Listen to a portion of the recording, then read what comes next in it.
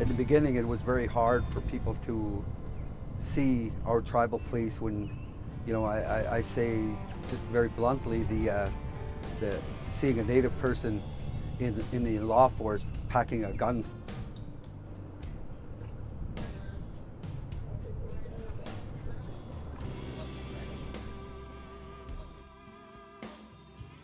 My name is Chief Darrel Bob. I'm from Stl'atl'imx, the part of the Stl'atl'imx Nation, one of 11 communities in southern interior of British Columbia. I'm currently the chief into my second year term. At the beginning it was tough, but now as people start to adjust to the tribal police have become more of a service that's where our membership can trust and know that the officers are very much part of the community. They do certain things in the community. They used, do bicycle teachings and safety and stuff like that. What's up, Kathy? These are interviews. They're going to be picked up today, and this guy wants a phone call. Like our Stl'atl'imx.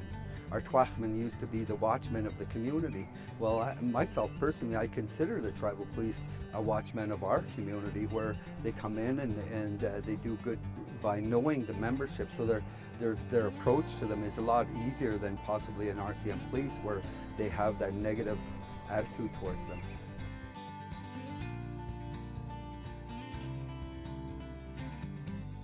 I understand as a chief there could be some problems here and there. However, I think they work beyond it, and they're now, I think, getting a better working relationship. I recall a time when I had, in one of my sweat lodges here, several RCM police officers coming to the ceremony and to be part of as a cultural awareness to what we do.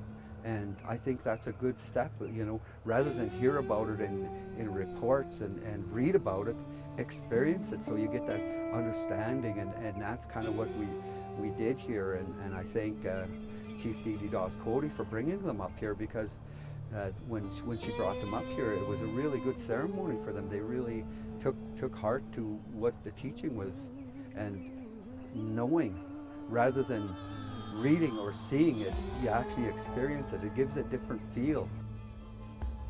I remember one of the teachings, one elder, they call him Uncle, from Greenland.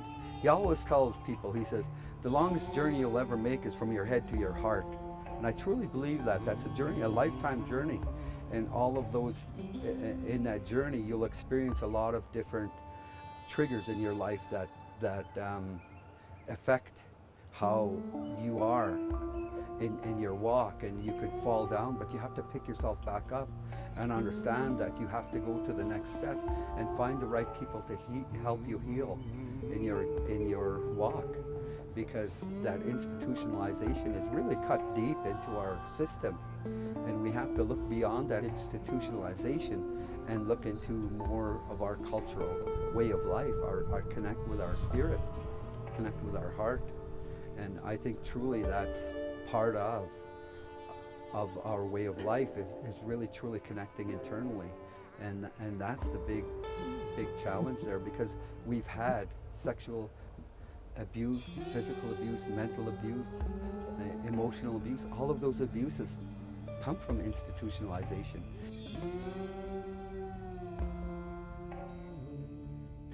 I see some of our people so comfortable being in jail, because it's institutionalized, and somebody has to show them what to do and tells them what to do. The future of the STP really hinges on, I believe, the federal government taking on the challenge of actually coming forward and saying, we're going to look after this force because it is special to a nation, and it is a special example of what the future looks like in policing.